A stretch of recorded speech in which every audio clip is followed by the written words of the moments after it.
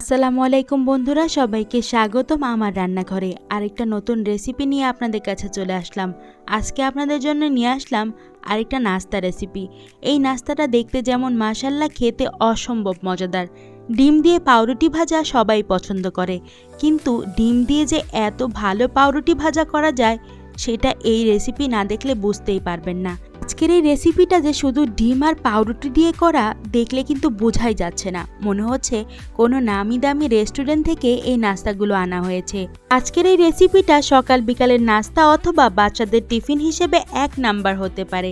বাসায় মেহমান আসলে তাদের সামনে যদি এত সুন্দর একটা নাস্তা উপস্থাপনা করা হয়, তাহলে তো আর কথাই লাগে না। চলুন তাহলে বন্ধুরা মূল রেসিপিতে চলে যাই। আজকের এই রেসিপিটি তৈরি করার জন্য প্রথমে এখানে আমি 6 পিস পাউরুটি নিয়ে নিয়েছি। আপনারা যেই কয় পিস তৈরি করতে চান ওই কয় পিস নিতে পারেন। এখন একটা ছুরির সাহায্যে পাউরুটির সাইডের অংশগুলো কেটে নিব। আর এই সাইডের অংশগুলো কেটে ফেলে দিতে যাবেন না।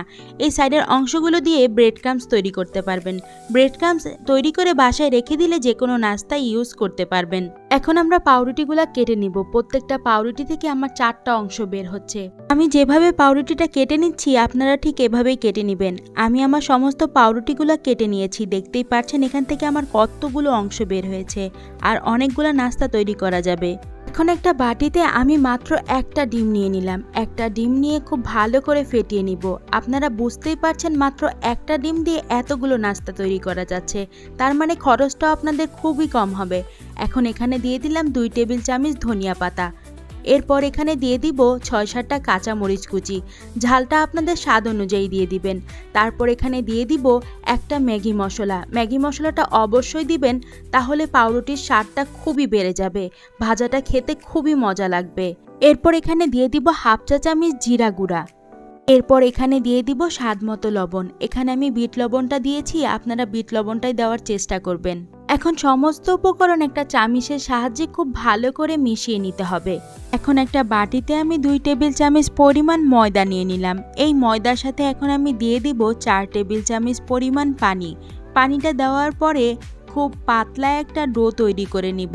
ডিমের যে মিশ্রণটা আমি তৈরি করেছিলাম এর মধ্যে এখন এই ময়দার মিশ্রণটুকু দিয়ে দিব।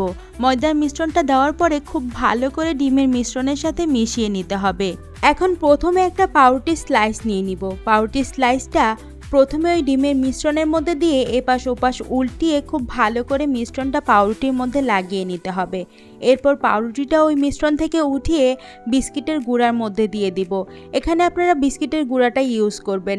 বিস্কিটের গুঁড়াটা ইউজ করলে পাউরুটি ভাজাটা খুবই মজাদার হয়।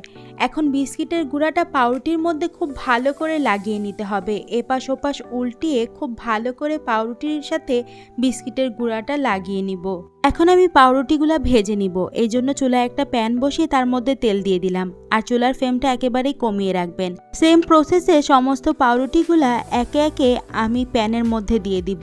এরপর পাউরুটিগুলো এক সাইড ভাজা হয়ে গেলে আলতো হাতে উল্টিয়ে দিবেন। এই কাজটা খুব সাবধানে করবেন, আস্তে করে উল্টিয়ে দিবেন, তা না হলে পাউরুটিগুলো ভেঙে যেতে পারে।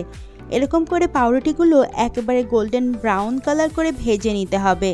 আমার পাউরুটিগুলো ভাজা হয়ে গেছে, এখন আমি উঠিয়ে নিব।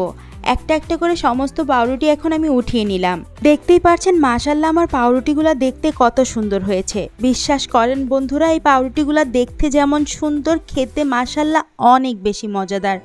সাধারণ পাউরুটি ভাজার চেয়ে এই পাউরুটিটা 100 গুণ বেশি মজাদার। আর এই পাউরুটি ভাজার খরচ কিন্তু খুবই কম। তাহলে আর দেরি করছেন কেন? এক্ষুনি পাউরুটিগুলো ভেজে খেয়ে আমাকে অবশ্যই কমেন্টস করে জানাবেন আজকের এই রেসিপিটা আপনাদের কাছে কেমন লাগলো।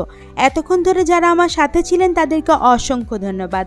যারা ইউটিউব থেকে আমার ভিডিওটা দেখছেন দয়া করে আমার চ্যানেলটি সাবস্ক্রাইব করে বন্ধু হয়ে পাশে থাকবেন।